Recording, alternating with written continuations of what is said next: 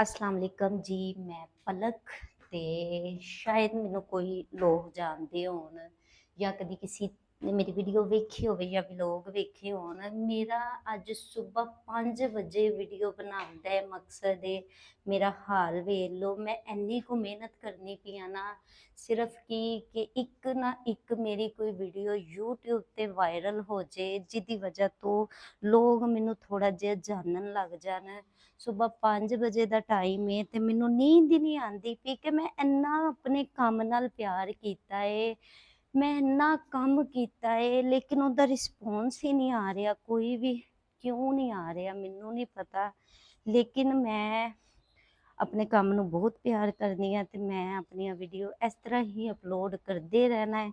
मैनू नहीं पता मेरी गलती कित्थे आ, मेरा कंटेंट नहीं सही, मेरी वीडियो क्यों नहीं वायरल हो रही। लेकिन एक चीज़ का मैनू पता है कि अगर तुसी लोग मेरे साथ होवो या तुसी लोग मेरा साथ दवो तो फिर जाके किते मेरी वीडियो कोई एक अद्धी वायरल हो सकती है।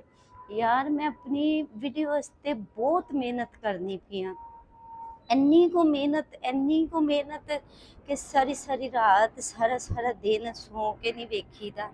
सिर्फ की करीदा कि कोई ना कोई वीडियो बस वायरल हो जाए, सारी रात नींद नहीं आती, सुता नहीं जाता, टेंशन की वजह तो नहीं सुता जाता कि बस कोई ना कोई वीडियो एक वायरल हो जाए।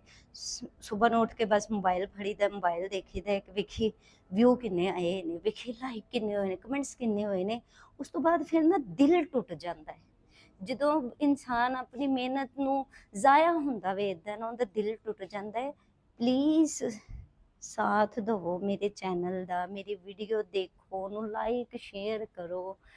ਇੰਨੀ ਕੁ ਮਿਹਨਤ ਕਰਨੀ ਪਈ ਆ ਜਿਹਦਾ ਕੋਈ ਹਿਸਾਬ ਨਹੀਂ ਹੈ। ਅੱਜ ਸਵੇਰ 5 ਵਜੇ ਮੇਰਾ ਵੀਡੀਓ ਬਣਾਉਣ ਦਾ ਵੀ ਸਿਰਫ ਇਹ ਮਕਸਦ ਹੈ ਕਿ ਤੁਹਾਨੂੰ ਲੋਕਾਂ ਨੂੰ ਇਹ ਪਤਾ ਲੱਗੇ ਕਿ ਕਿੰਨਾ ਕੁ ਕੋਈ ਆਪਣੇ ਕੰਮ ਨਾਲ ਪਿਆਰ ਕਰਦਾ ਹੈ ਕਿ ਉਹਨੂੰ ਨੀਂਦ ਹੀ ਨਹੀਂ ਆਉਂਦੀ, ਉਹ ਸੋ ਹੀ ਨਹੀਂ ਸਕਦਾ। ਕਿਉਂ ਨਹੀਂ ਸੋ ਸਕਦਾ? ਕਿਉਂਕਿ ਉਹਦਾ ਕੰਮ ਹੀ ਨਹੀਂ ਹਿੱਟ ਹੋ ਰਿਹਾ। ਠੀਕ ਹੈ, ਬਾਕੀ ਜੋ ਅੱਲਾਹ ਤਾਲਾ ਨੂੰ ਮਨਜ਼ੂਰ ਹੋਣਾ ਇਨਸਾਨ ਦੇ ਨਸੀਬ 'ਚ ਉਹ ਹੀ ਹੈ।